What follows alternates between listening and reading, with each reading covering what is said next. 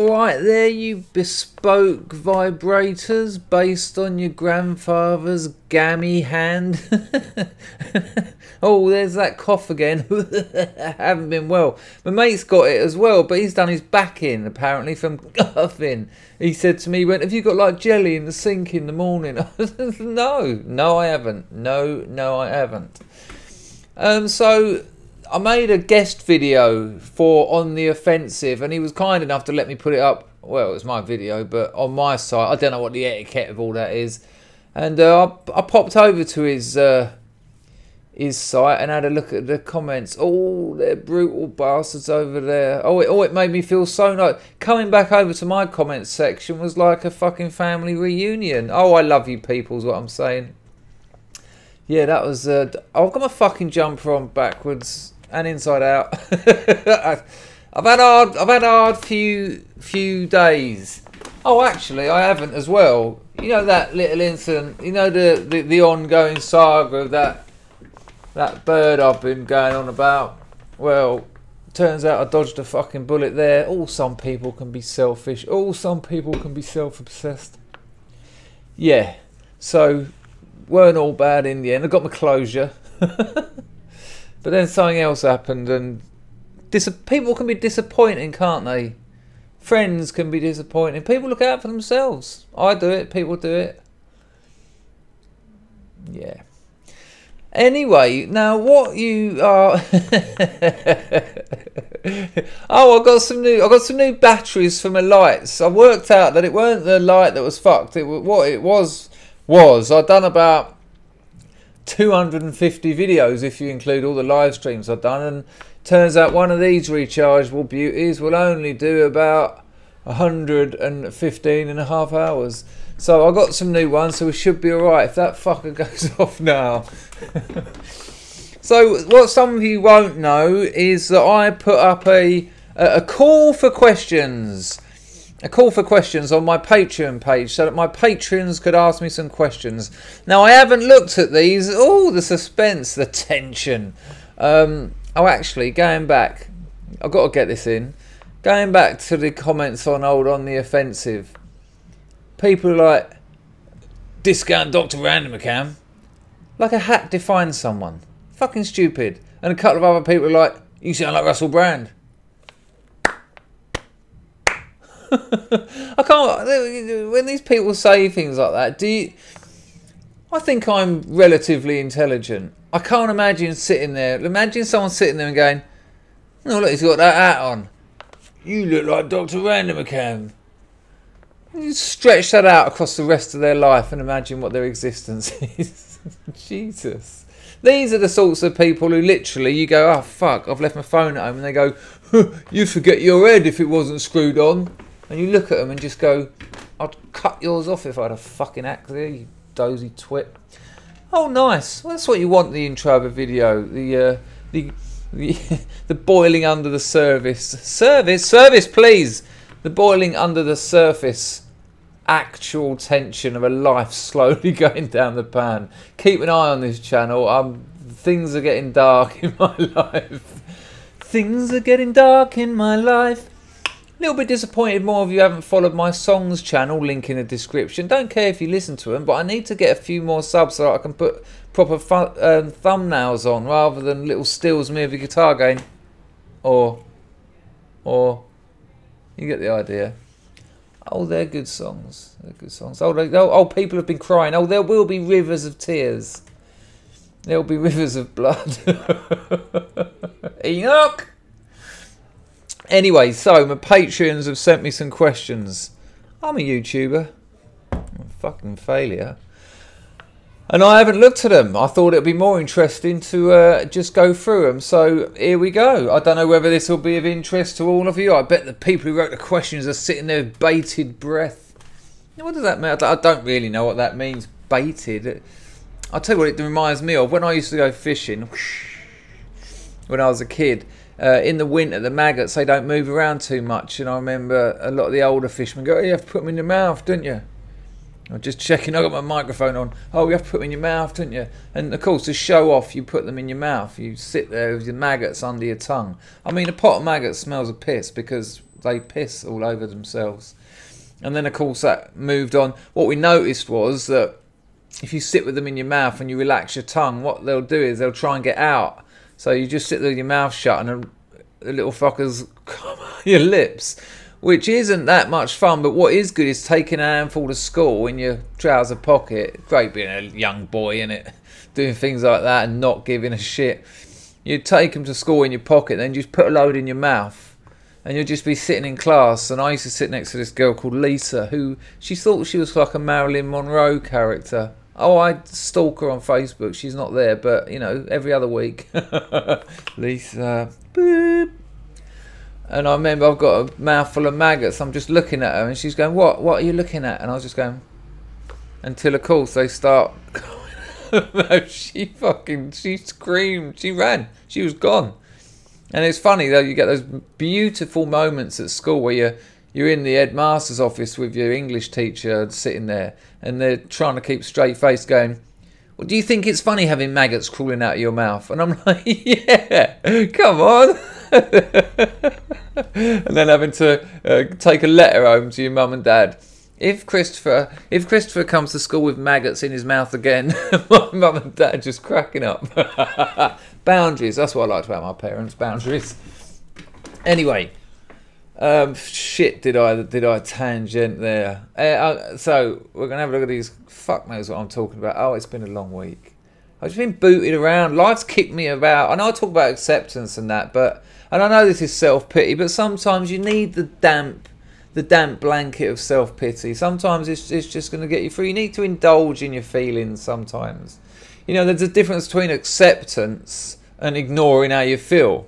Accepting isn't not feeling, you know. Sometimes it's the exact opposite. I'm pissed off. I'm disappointed in humans. Not all of them. I'm disappointed in humans. Hashtag not all. Just one that's I thought was close to me and one that is close to Jesus Christ. Let's get on with these fucking questions before everyone kills themselves. Kills themselves. Right, here we go. Right, in at the top, we've got on from Lisa, the lovely Lisa, and she says, let's go.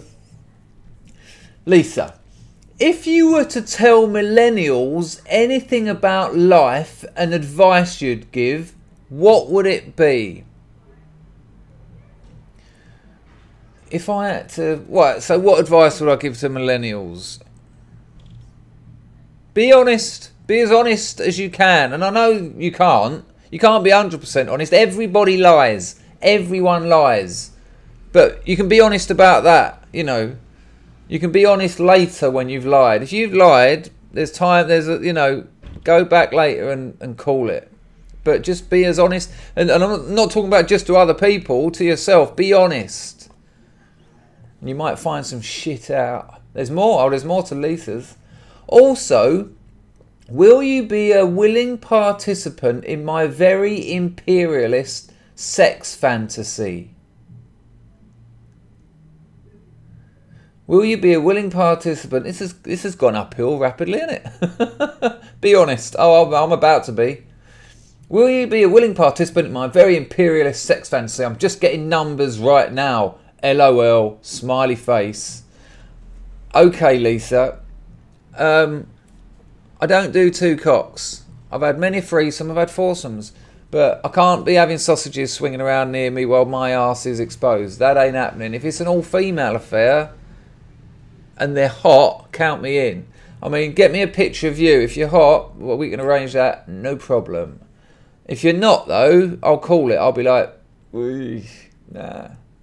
But, you know, I have a wide, you know, get a couple of gins in me. Oh, yeah, everyone's hot on gin, aren't they? Jesus Christ. Phil Lucas says, please can you elaborate on the times that you've unfortunately met Kate Smurthwaite? Well, the time that springs to mind, I mean, on and off here and there, different places. There was one gig where it was a charity gig, and I said I'd do it if I can headline and if I could have 30 minutes. I made some stipulations and I wanted my name on the poster at the top. I'll tell you why, because charity gigs are all very well earning money for other people, and that's all right. But I want to get something out of it too, and I don't think that's too much to ask. I had to travel all the way across London, and I looked at the other acts that were coming up, and I thought, well, I'm not going to be fucking understudying to any of those fuckers. And she didn't like it, and she made sure that everyone found out and that they told me. And I think she made a couple of like stupid comments about it while she was on stage. But the one that really stands out is when I was meant to be doing a panel show at the Edinburgh Festival. You know, a live panel show. And I've turned up and I was standing next to her boyfriend. I don't know if it was that prick off of when she was on Come Dine With Me. Oh, look it up. Oh, it's painful. They do this fucking Egyptian dance, and they're really nasty to this working class couple that are just excellent. They're just, you know, if you had to spend the night with the evening with Smurfwaite and her fella or this other couple, the competition is none. But anyway, so I was meant to do this panel show, and I'm standing next to the boyfriend, and his phone goes, and I hear him go, under his breath, he sort of goes, well, I can't say much, I'm standing right next to him now. And then he moves off. And then a couple of seconds later, one of the other acts comes up to me and he says, listen, he says, Kate won't do it if you're doing it. I'm like, what? Why the fuck not? And he went, she says you're a misogynist. Literally, now, you know, let's not beat around the bush. That means I hate women. She says, no, you hate women too much. Too much of a misogynist. You hate women too much. Is there a middle ground? Can you hate women a little bit? Is that all right? If I'd have hated them just a little bit. I mean, for fuck's sake. But then the other acts all just went, fuck off. They were sick of her. And then the other act said, well, if Chris ain't doing it, I ain't doing it. I'm not having her calling the shots. And he said, and the bloke went, oh, don't go. And he went, well, let Chris do it. And it all sort of, and we left. The pair of us left. And he said to me, he'd been doing his Edinburgh show like on a showcase with her. And after every night of his set, afterwards, she'd be saying to him, you've got to drop that joke out. I don't want to hear you do that one again. That's unacceptable. That's racist. That's sex. Fucking hell, man. And then there was a time when Sebastian Ormsley died, and the geezer's dead, all right? And he had a horse-drawn carriage. He was a very well-liked man. And he had a penchant for the sex worker too. And his horse-drawn carriage there was, you know, hundreds of beautiful women walking behind it, all done up, all dolled up. And about 10 metres behind them, Kate Smurfwaite with a fucking placard. And it said on it, where's the horse-drawn carriage for the victims of prostitution? Fuck off, Smurfwaite, just fuck off. For a start, it's in the same place. Who are these victims? Do you know any? There you go, Phil. 1 second. Mark Taburyansky. I got it right, didn't I? Taburyansky. I'm going to put money on that's correct. Hi, Chris. What are your thoughts on... I've been well caught out. What are your thoughts on determinism in the existence of free will? I know nothing about this. I know nothing about the philosophical schools of determinism. What is it? Casual determinism and free will and all that. What I do know is just what I've picked up, you know, on the outskirts of these things. It's all limited, isn't it? I'd suggest there's a limited amount of determinism. You know, if I throw that lamp out the window, chances are gravity is going to take it to the ground. Do I have free will? Well, I can choose to say these words I'm telling you, but these words were given to me from elsewhere. And I'm using these, not other words, but all the words I've got come from elsewhere. So there's limited free will and there's limited determinism. And in a way, no, I don't know enough about it to give you any more interesting answer. The fact that you've asked me would suggest you are interested in this field and already probably know more about it than I do. Unless by accident I shone a light on something wonderful for you then. Oh, it happens. Oh, there will be moments of genius. There will be moments of phlegm. Adam Ferraby. The one criticism that I had with your idea... Oh, nice way to start. Oh, you were meant to be asking me questions, not giving me answers. The one criticism that I had with your ideas about giving addicts heroin was that forcing individuals into recovery historically doesn't seem to have a lasting impact. Well, that's not what I said. I suggested that they should be given heroin and perhaps as part of a reduction program. But I would also say if they want to just use smack for the rest of their lives, that would also probably benefit society anyway. So that's my point there. There's no point forcing... I can answer you. I know what you're getting at. There's no point forcing anyone into rehab. It doesn't work. It really doesn't work. The only way anyone ever gets clean is by really needing to. Not even wanting to. Needing to. Their life has disappeared. They haven't got the energy to lift their hand up. They're turning into a skeleton. You know, that when it gets to the point where it's like, fuck, I really have to give this up. And no one wants to, but everyone wants to as well. So yeah, I get you. I hope that's an answer. There's no point pushing people into recovery if a high court judge says you can do 10 years in the clink. What is this? The 60s? You can do 10 years of porridge, 4 years of bird, a little bit of time in a slammer. No, it's no point. Absolutely no point.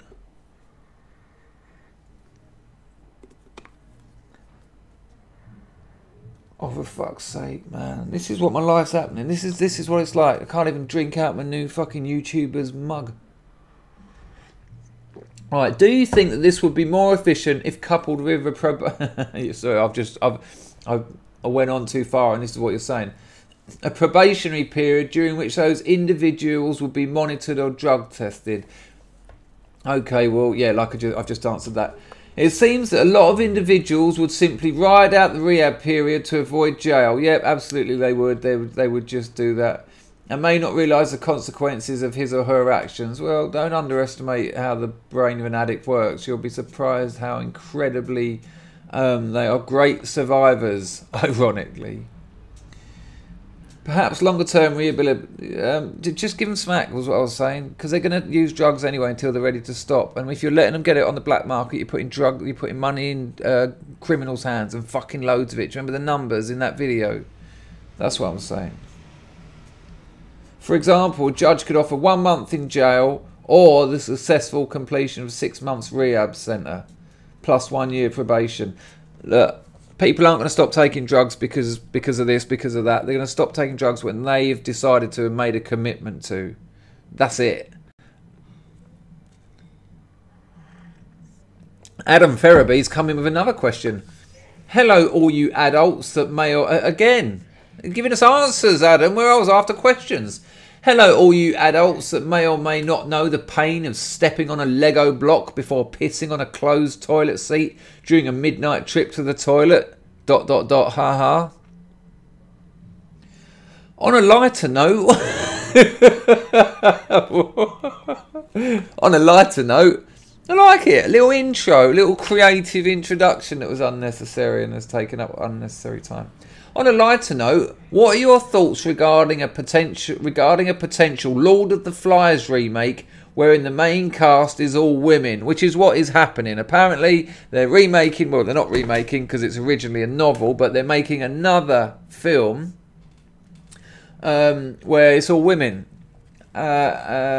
I imagine it could work as a comedy, he says. But it seems to be in line with the original. Well, it's an interesting one, isn't it? Because are men and women the same? Are men and women the same in groups, or do they behave differently? I mean, we hear that they're going to save the world, the women's. Would a matriarchy be any different? Is there going to be a pig's head on a stick? Or are they going to all sit around like the lesbian feminist has been telling us for centuries? Oh, life would be great without men. What do I think of it? I think it's going to dominate your reading of the story. And all the reviews will be like, I sat down in the cinema and for the first 15-20 minutes, all I could think about was, you know, whether it's going to work being women. But soon after that, I forgot that was going on, and I just got into the story and, you know, the comment on civilization that's been made. If they're hot, I'll watch it. If they're not, I won't. What's her name? What's that woman's name? She's married to Lenny Henry, the comedian. I can't remember her name. You know, but the piggy. John the Pencil. Everyone seems to like John the Pencil. Is it because he's called John the Pencil? There's something to learn here. Interestingly enough, I learned something. My Russell Brand video had like 3,500 views in a day and like 8 million comments in a minute. And so I might have to occasionally do the odd more sort of popular subject matter. I mean, I'm not getting so many views and comments on the Crack Diaries. Anyway, John the Pencil says, from their late 80s to early 90s heyday, fuck, marry or kill. Alright, ladies and gentlemen, this is the John the Pencil that I just said you all seem to like. And now he's changed Snog, Marry, Avoid into the Psychopaths version, fuck, marry or kill. And now he's going to list some names. Fuck, marry or kill. This is John the Pencil. We know what the pencil's about now, don't we? Bang, sweet spot, into the temple. Done ya. Okay, so would I fuck, marry or kill from their heyday in the late 80s and 90s? GMTV weather girl Ulrika Johnson. Well, I wouldn't kill her. I wouldn't want to marry her. I'm not going to kill anyone. Maybe some people. I would fuck her if she was wearing the right outfit and painted a different face on. I'm sure I would. I like that look. Have I said it before? Bangles front woman Susanna Hoffs, I would fuck and marry without a doubt, and then perhaps kill later when it all went sour. When that, oh, her eyes, man, oh, she was something else. If you are a youngster, go and check out the Bangles, check out the song Manic Monday, have a look at the woman, the lead singer. Don't be distracted by the rather manly giant of a guitarist with the blonde hair, because that's just unpleasant. But that beauty, oh, yeah. So all three with her. I'd only kill her to stop anyone else looking at her, because I love you, her. I don't love you, John. I do. I like you though. And the third one, wildlife presenter and hitman in her era, Michaela Strachan is a bag of anorexic bones, man. No. Kill. No. Chuck her off a bridge.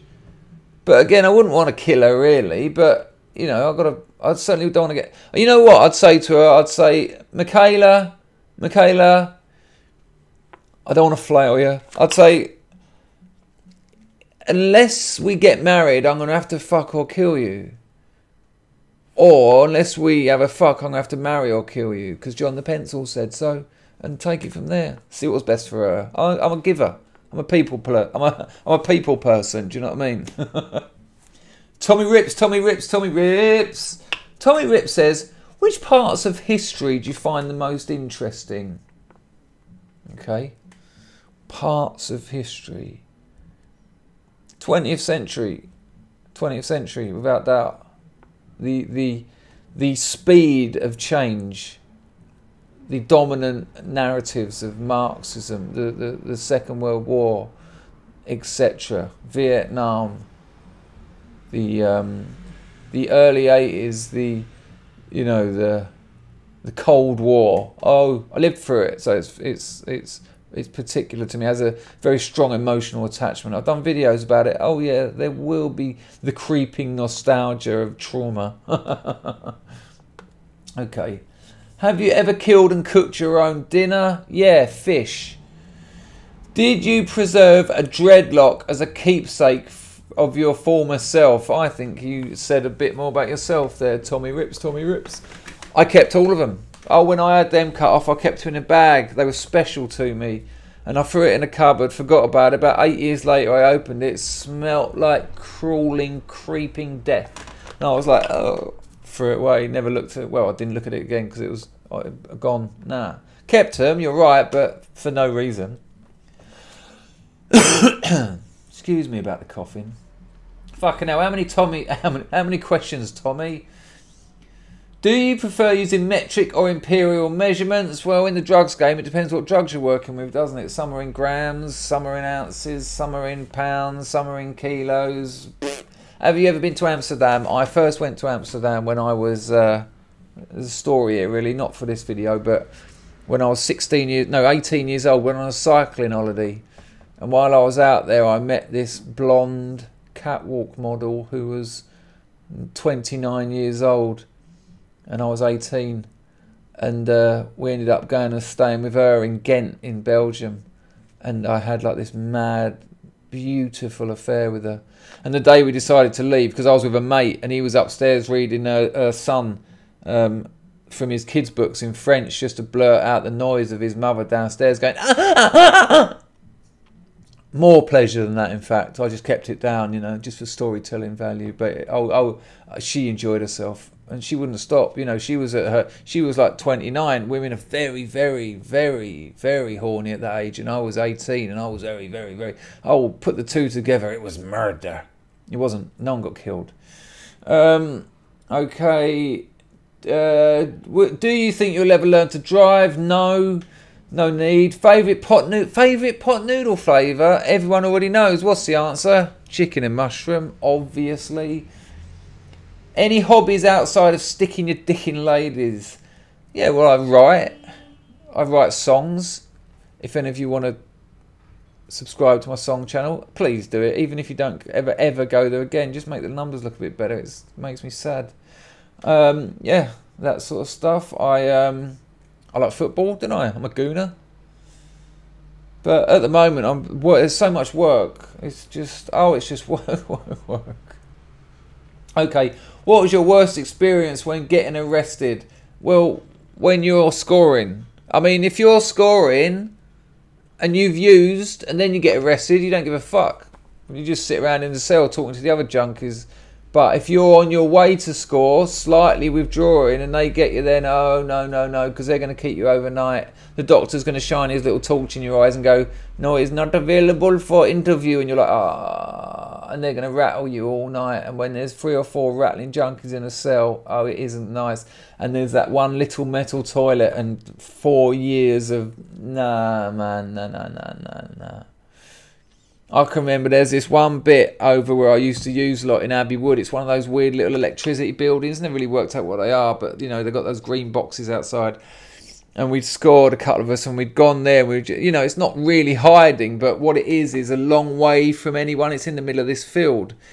And we're sitting there looking at the little bags and divvying them all up and that. And then we see these 2 coppers. Now, the thing about this electricity building, as we knew from experience, it would give you just an average speed copper running across the field to you would give you just enough time to get the bag in the spoon, citric in the spoon, water in the spoon, heat it up, pull it in you, plunge it down, and just at that point the coppers would be like about 4 metres away, and then you just throw the spike on the floor and go, what? What do you want? And of course you've got to get it right though. There's no time for you can't drop the filter on the floor and go, has anyone got a spoon I can borrow? No, it's like, shit, there, let's go. And usually what you do is you'll all chip in, so it's 1 spoon out. I mean, it's nice for diseases. 1 spoon out, everyone's gear goes in, everyone's thing goes in. There's 3 lighters under it. I mean, if you've got a rocket lighter, lovely. But you usually haven't, like, chick, and the wind's blowing it, and you go and fucking do it, and then, put it up. And then by the time they got there, there's just 4 blokes. And you play it up. You make out that it's the best hit you've ever had. You're just like, oh, why are you wearing that silly hat for? Why are you running it? Don't stop running, man. It's too cold for running. That's yours. We've seen you use. Is it illegal? Is it illegal to have it in your blood? Is it like Thailand? What's happening? What are you doing here? Why do you keep running? It's not great. I'm not proud. It does make me laugh, though. Okay. Ivan Brokovich. I might have missed this one. How did you lose your virginity? Ivan, it was by having sex. Coitus, penetration. With my first love. Oh, with my wonderful first love. Yeah. Skateboarded. Got on the... Well, hang on. That sounds weird. We weren't both on a skateboard. It wasn't... We'd been together a few months. We'd been touching and tickling. And it was like, should we do it? Should we do the sex? And I got on my skateboard. Skateboard is so sweet and innocent. Skated round to the petrol station. Bought some condoms. Went home and did the deed. And felt like a man. Oh, I felt like a man. I felt like a fucking idiot. Okay, Emma Louise. Emma Louise. What's your opinion on rehabs that basically force the fact that recovery from addiction and becoming a devout Christian go hand in hand? Well, they don't, but there is a lot of God in the 12-step programs, and most rehabs are 12-step programs.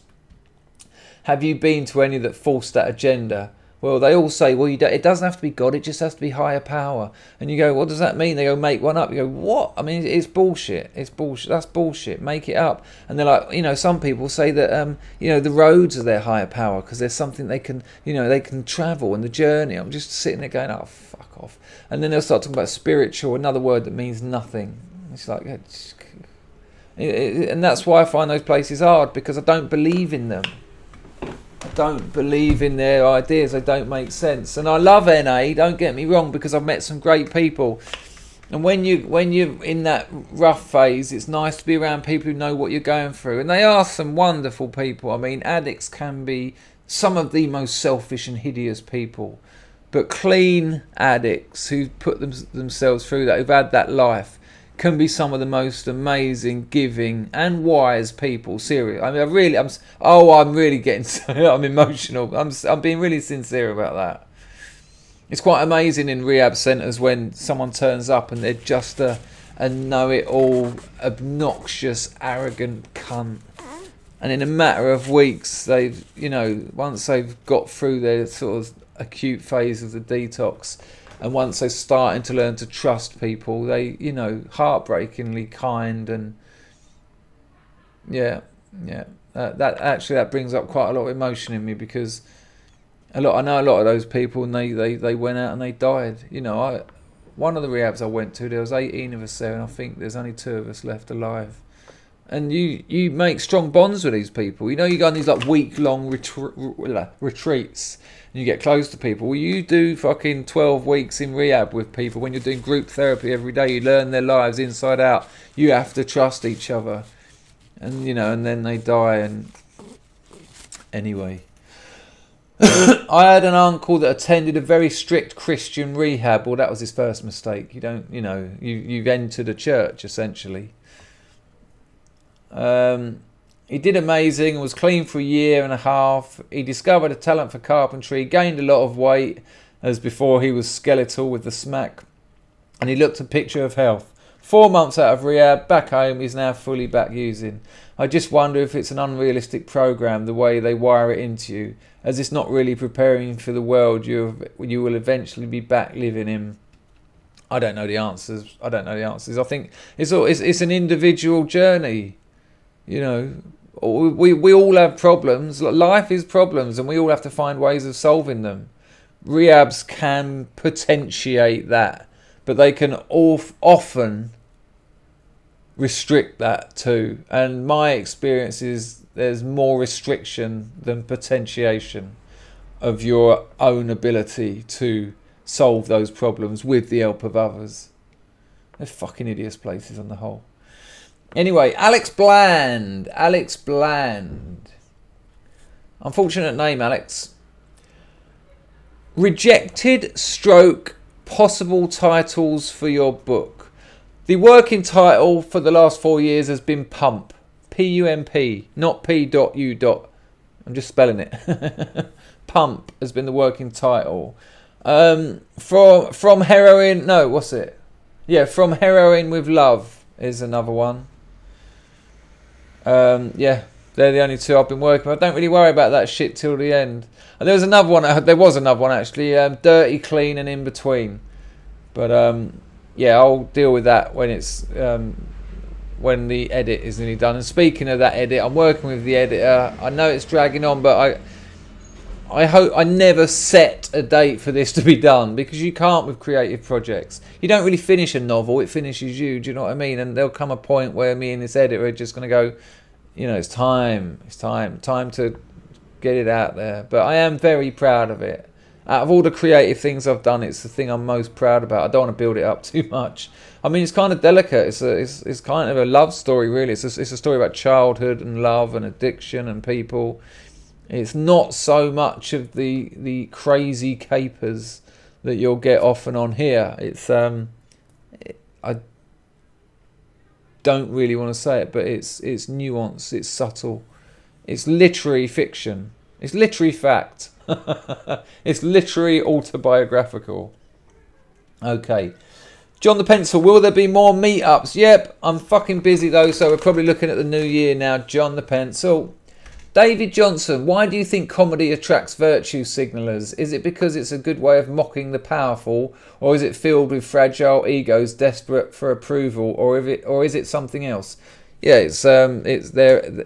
You know, why would you stand up in front of people? Why do I do this? You know, there's other reasons. You want to say things. You want to contribute to the world. You want to contribute to culture. You want people to hear you. Everyone wants attention, but people who want a special amount of attention, yeah, they're feeding their egos. And the reason there are a lot of virtue signallers, it's an easy way of getting your ego fed. I mean, when I stood up there and told people about how I went out to Thailand to be a sex tourist and how I got methamphetamine stuck up my arse, you know my stories. I'd hope that you'd see I'm not just trying to get attention. I'm putting risks out there. Not a lot of people like that stuff. I'm not saying that I am not an attention seeker, because again, look at the videos I make. I am seeking attention. Although I think an attention seeker suggests other things. But yeah, without a doubt, they're egomaniacs, stand-up comedians. Also, which forms of or schools of art do you rate most highly? Which don't you rate? Is there such a thing as art which has no value? Well, I'd imagine everything's got some value to someone, even the artist. So, you know... well, they're not really schools of art that I like. I mean, categorising art is kind of just one lumpen category after the other. As soon as you've got Impressionism, next category, Post-Impressionism, and then modern. What? There's a category of art called modern, which is now in the past, which is now like 100 years ago. Is that still modern? And then what came after that? Postmodern. You know, it's bullshit. It's bullshit. There's more. It's more like individual artists, but it's few and far between. I mean, I do like Paul Klee. I do like Kandinsky. Van Gogh makes me cry. A lot of the Impressionists. If it had to be a school, it would probably be the Impressionists. There's that beautiful romantic period at the turn of the 19th to 20th century. Fuck, I would have liked to have been around then. Anyway. And then David Johnson's final question is, what's the worst thing you ever eaten? Well, it's got to either be the swamp fish I had out in Thailand, or the sun-dried chicken hearts. Yeah. Or the soup, the cold noodle soup that tasted like cough syrup. I had all three of them in the same week as well. The rest of my life was rather nice. Makia Gendrom. So I really enjoy music. And my go-to question for people is... That's not me getting it wrong, that's how it's written. I'm assuming it's not your first language. No dramas, steady on. What is your favourite band? However, I know you said in videos before you don't do favourites, so let me rework that. What bands do you enjoy listening to? What bands do you enjoy listening to? Bands like pop and rock bands. Well, Spiritualized, I love them. I love them. Spaceman 3, I love Spaceman 3. Spacemen 3, really. They've got me through many a withdrawal. Oh, they've got me back on it too. You know, loads of things. You know, recently I've been listening to a lot of Paganini, the violinist, a lot of Chopin. Chopin's nocturnes are fucking beautiful. I will go a bit of Radiohead, not so much anymore. I mean, you know, I've been listening to the what's it called? Josh T. Pearson lately, a lot of that again. So there you go. Do you like listening to movie soundtracks? No, never. Game soundtracks? What? Manic Miner for the ZX 16K Spectrum? If I was a rich man done in 8-bit? Nah. I'm not a gamer, I wouldn't know. Do you listen to newer music or stick to older stuff? Nah, man. Anything. I won't listen to anything, but I don't limit myself to older or newer or classical or avant-garde or pop or rock. You know, if I like something, I'll listen to it. And concerts. Do you like going to concerts? Nah, man, not anymore. I used to go all the time. I've seen some great bands. Have you got any memorable tales from attending them? No, I've been so out of my nut when I've gone to gigs. You know, it's usually a big deal, usually with a few mates. Like, I'll give you one example. We took so many drugs last time we went to see Spiritualized that I watched them. They were in black and white. I mean, you've got to take it. I mean, we were doing crack and heroin and acid and alcohol and weed. But to see a band with that kind of light show, and yet them to appear to me to be like in monochrome black and white, that's too many drugs. It's like, Mum, where's the rainbows? I'm genuinely curious about the music you enjoy, and have you got any recommendations? I would advise you to give Spiritualized Laser Guided Melodies a listen to. I would advise you to give Spacemen 3 Playing with Fire a listen to. There you go. Justin Carr. Hello, Justin. Hi, Chris. I was a straight head until I was 17, so I missed all the kiddie highs like gas and glue and other solvents. No, you didn't. You missed nothing. That is the dregs, man. However, my friends and fam, who did it, say to me that when it comes to hallucinations, acid and shrooms don't come close to glue. Are you joking? Very intense short trips. Did you ever experience the magic of Fuji? Fugee. Right, well, I've done glue, I've done gas, I've done solvents, I've done acid, and no, solvents are hideous. Yeah, it is short and it is intense, but it's got nothing on acid. Nothing's got nothing on acid. There's two types of people in the world, those that have done acid and those that haven't. I don't know what a Fuji is. Ready or not, here I come. I'm Devon Tracy. I don't know what a Fuji is, man. Right, not too many left now. We're coming into the... fuck me, this has been a long video. We're coming into the final sprint finish. David Soboda. Damn, I had a question typed and they vanished when I hit send, so I'll try and remember what I asked. Thanks for telling us that. Just getting in a snidey vape. 45 minutes. Jesus, anyone still here?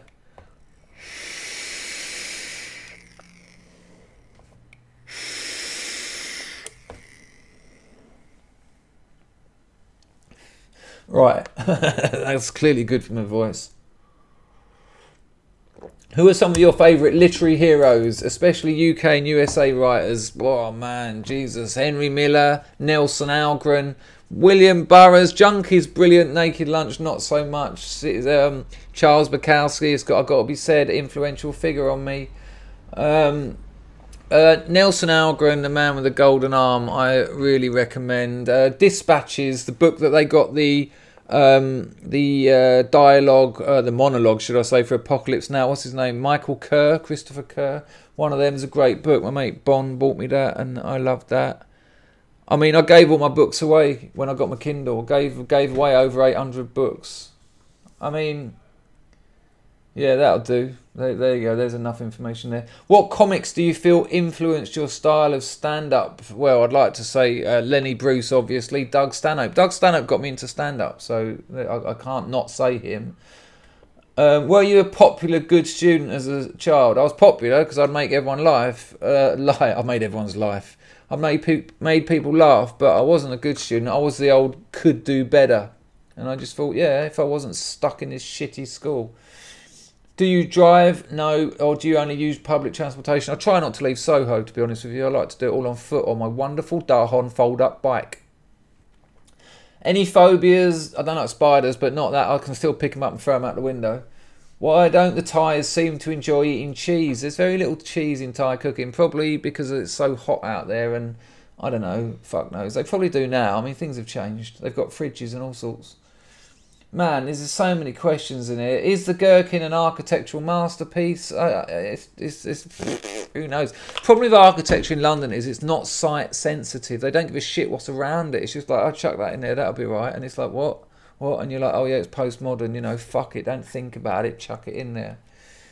This is going on and on. There's too many questions there, David. If you were maybe at the beginning of this piece, I'd have answered them all. What family member is the funniest? Me. Tell a story about him, check my videos. Have you ever gone to a museum and seen a painting that you were moved by at the Pompidou Centre in Paris? Fucking hell, what's his name? Oh, my head. What's his name? Just paint. The alcoholic bloke who just dripped paint everywhere. Sad as fuck, man. Edvard Munch as well. When I see Edvard Munch's, the geezer that done the Scream, but not that one. Puberty. And A Death in the Family. Heartbreaking stuff. Any poems that you thought were awesome as fuck? Not really. Justin's back. Hi Chris, I'm 47. The one thing I have adored since I was 12 is hip hop. Am I aware of the extent of opiate use and addiction in the hip hop scene? No. No, I'm not. I'm not really a fan of hip hop. I mean, it was in the 80s, Eric B. and Rakim, Paris, you know, etc., etc. But I didn't know they were doing junk's everywhere, man. People do junk. Bazabab, what's your opinion of drum and bass? There you go, last question. My opinion of drum and bass is in 1992, when no one had really heard of it, and you had to go right up to the right-hand side of your dial to 109, well, 106.3 maybe, for Eruption FM, where it was a couple of blokes driving around in the back of a van, with the aerial, someone else in the top, concreted in, you know, tower block in Hackney or somewhere, and you got these funny little white kids going MC, Anarchy, Smoking Charlie, all that early drum and bass, what's it, Moving Shadow, and all that R.I.P., rest in peace, all that sort of stuff. Remember that? He's a killer. Amazing. When I saw drum and bass on the air freshener advert, Touch 'em Fresh, when it went touch 'em fresh, release the pressure, touch 'em fresh, it makes your room smell fresher, I knew it was all over. Thank you for your questions. Oh yeah, I have to leave it a bit longer. I doubt anyone's still here. I mean, what's this? Fucking hell, nearly 50 minutes. But if you do want to subscribe, it's going to be there. There's going to be my Patreon there. And there's going to be a suggestion of a video there. Later.